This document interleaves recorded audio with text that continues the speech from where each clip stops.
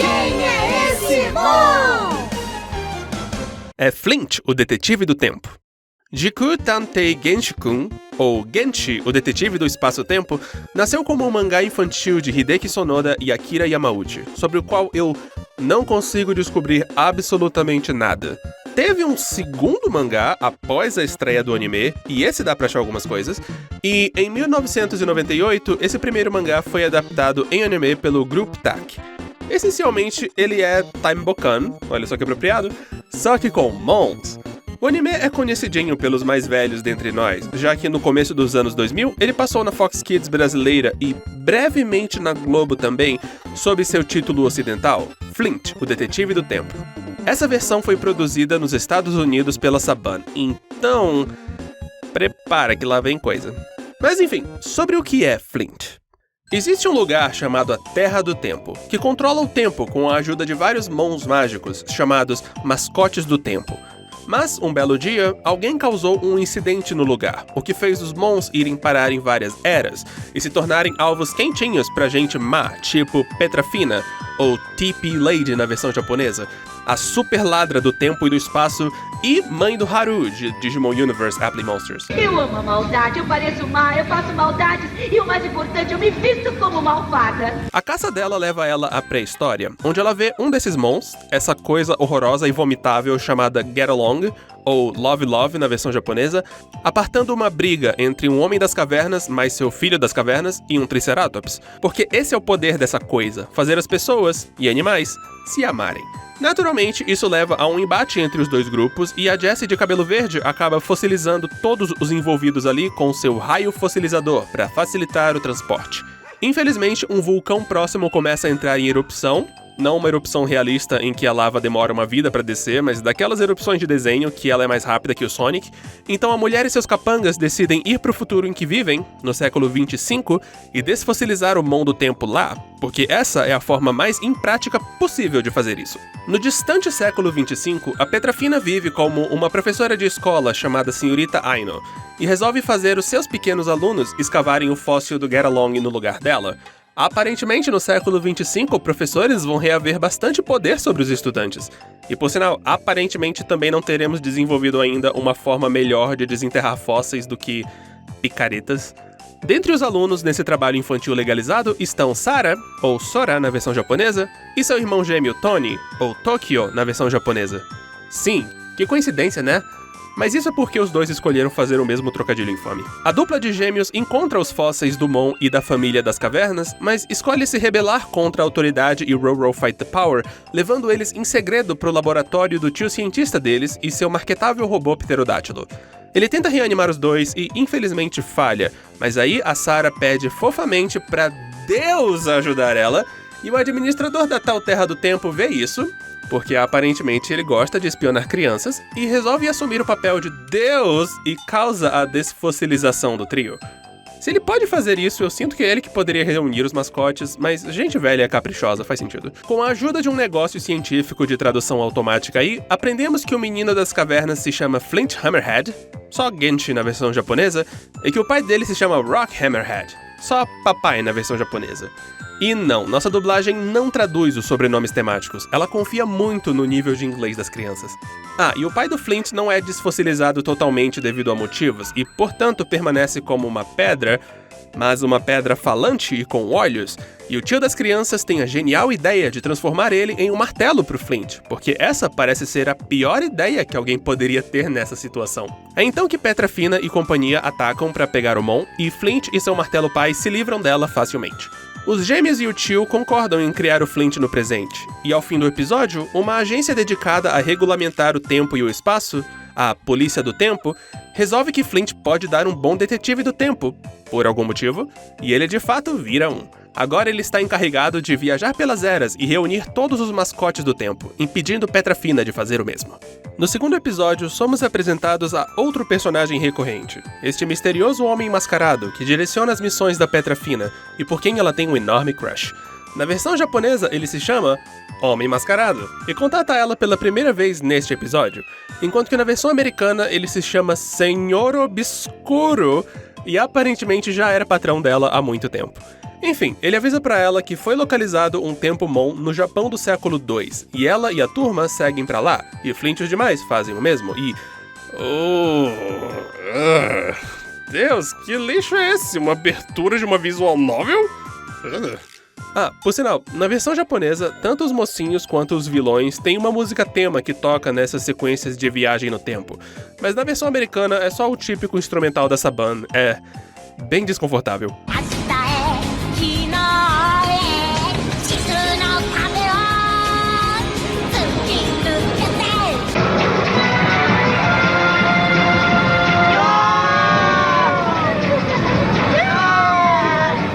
Petrafina captura o mascote do tempo da semana, Jitterbug, Honey Honey na versão japonesa, assim que chega, fazendo lavagem cerebral nele para se aproveitar do poder dele de forçar as pessoas a dançarem. E quando Flint e Cia chegam no local, ela já se autoproclamou rainha e escravizou os japoneses próximos.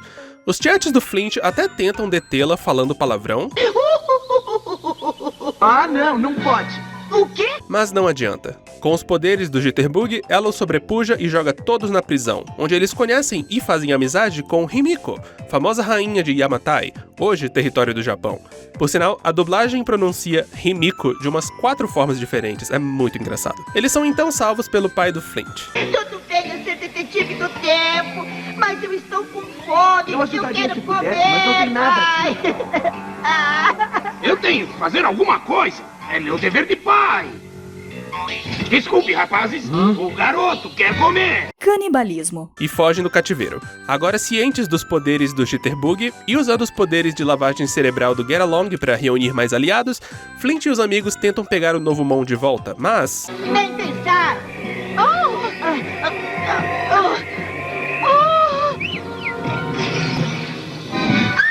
Mas tudo bem, porque a Petrafina usa seu chicote para ressuscitar ele, só que em forma do mal.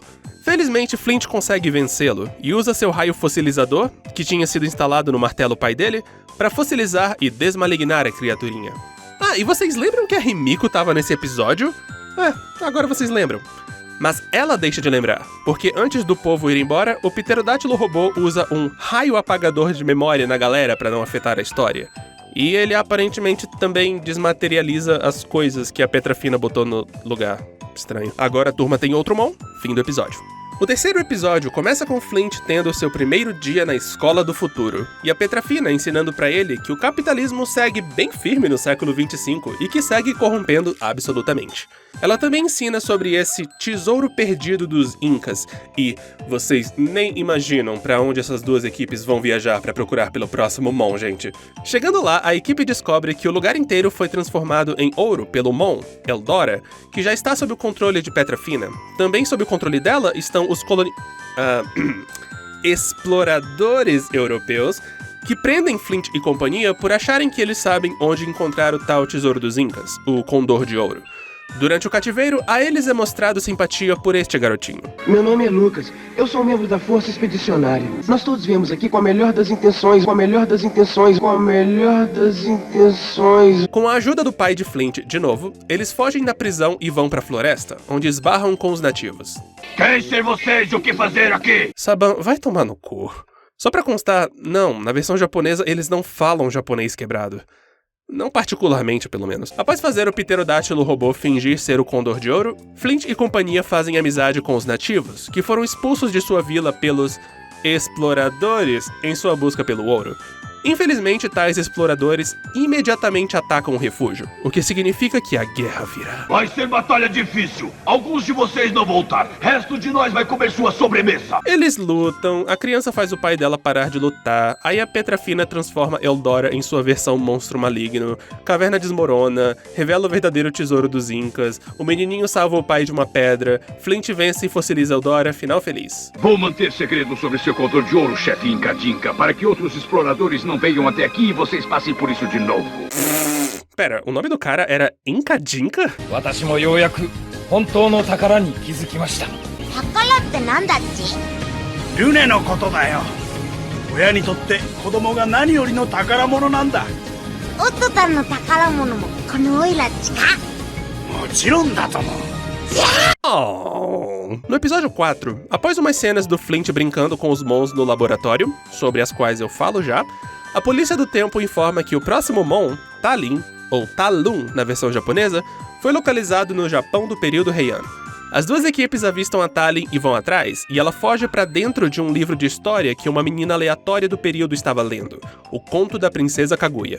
Porque esse é o poder da Talin, entrar em livros. Na perseguição, Flint e Petrafina acabam indo parar dentro da história também, mas Flint encontra a Talin primeiro, disfarçada de Princesa Kaguya, porque, bem, ela é uma raposa, afinal, e faz amizade com ela. Ele convence ela a sair do livro para fazer amizade com o resto do elenco principal, mas Petrafina acaba pegando carona e, ao sair, captura a Talin, usando seu carimbo do mal para converter a Mon e transformá-la em monstro, destruindo a linda amizade que havia entre ela e Flint. E agora eu quero voltar àquela cena do Flint brincando no começo do episódio. Então, na versão japonesa, nela, a Sora tenta explicar pro Flint o que amigos são.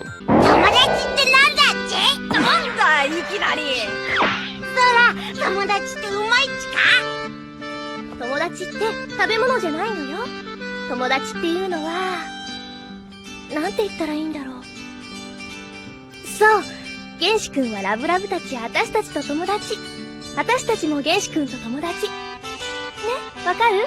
Mas por algum motivo, na versão americana, ela tenta explicar o que modéstia é. Ei, dança comigo, Tony, vamos! Desculpa, eu não danço. Eu te ensino, eu sou o melhor dançarino do universo. Flint, você é um ótimo dançarino, mas acho que preciso explicar pra você o que é modéstia. Agora, como é que eu vou explicar o que é modéstia? Bem, estou dizendo, mesmo que você seja o melhor dançarino do mundo, não é legal você ficar se gabando disso. Entendeu? A questão é que a versão japonesa é mais coerente, porque a amizade é o foco do episódio, enquanto que a versão americana é estúpida, porque a Sabana é estúpida. Seguindo, a Talin assume sua forma do mal, literalmente fala "Eu sou má!". Flint luta com ela, converte ela de volta com um poder tematicamente apropriado da amizade, temos o novo Mon, final feliz. E por fim, o episódio 5. A polícia do tempo detectou um mascote do tempo chamado Mosby na Rússia em 1812, ali pela rota que o exército de Napoleão Bonaparte tomou ao se retirar da Rússia após serem vencidos pelo frio. Após esbarrarem com o próprio, Flint e Cia encontram o Mon, com Flint rapidamente fazendo amizade com ele. Infelizmente, é então que Petrafina aparece, captura Mosby e congela todo mundo, menos a Sarah. Esse é o poder do Mon, congelar coisas e pessoas, mas daquele jeito de desenho animado em que a pessoa não morre imediatamente após ter suas funções biológicas paralisadas. É então que este anime boy aparece, claramente romanticamente interessado na Sarah e, para tentar cair nas graças dela, descongela todo mundo. Ele tenta hipnotizar e agredir sexualmente a menina, mas Flint acidentalmente manda ele pelos ares. Bom, agora que a introdução desse personagem terminou, Petrafina usa o Mosby para ajudar Napoleão a afugentar os russos e cai nas graças dele, e cria um palácio de gelo para si, porque este é um reino de isolamento e a rainha está aqui.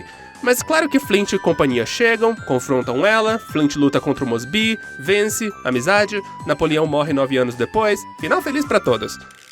Flint é fofinho. Eu falo isso tanto do personagem quanto do anime em si.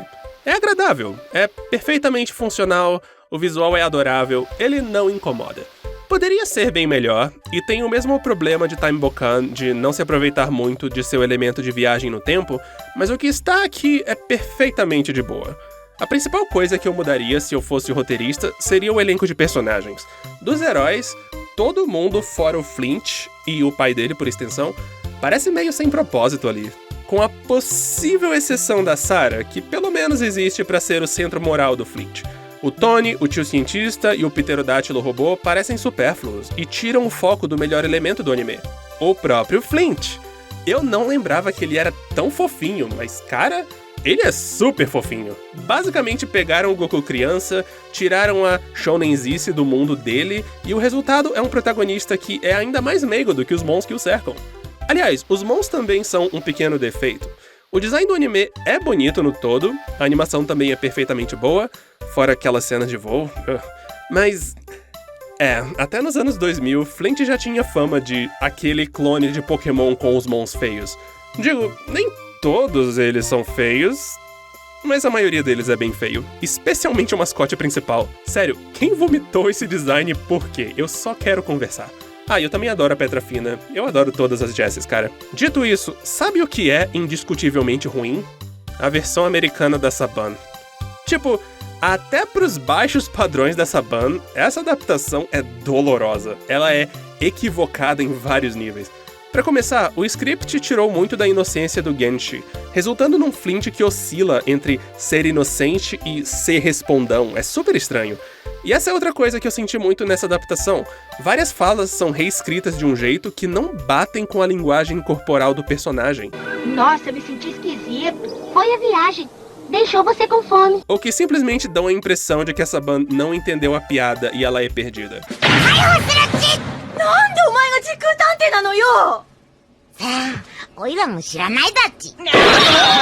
Mãos pra cima! Um nanico como você não pode ser detetive do tempo! Só um detetive, você está presa! E a nossa dublagem?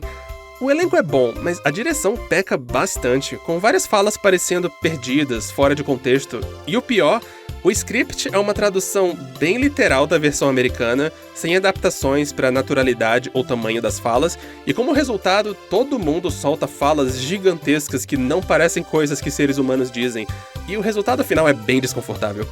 Mas mesmo com essa adaptação ruim, o verdadeiro anime ainda brilha lá no fundo.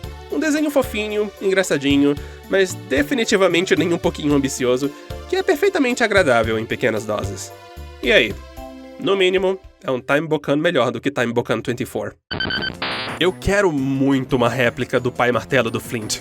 E tem que ser feita de pedra. Eu quero um negócio pesado mesmo.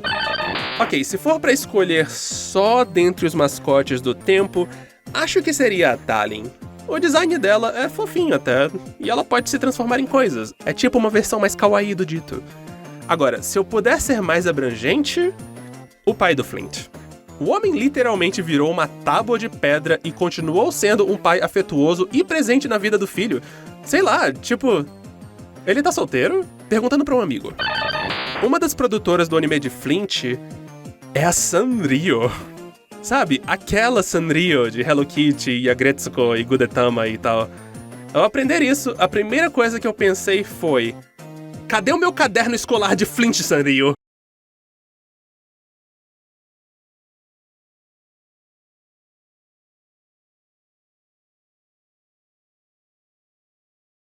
Nós viemos aqui para encontrar civilizações novas.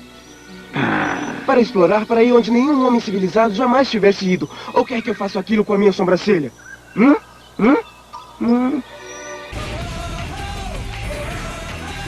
Don't like it, se inscreve.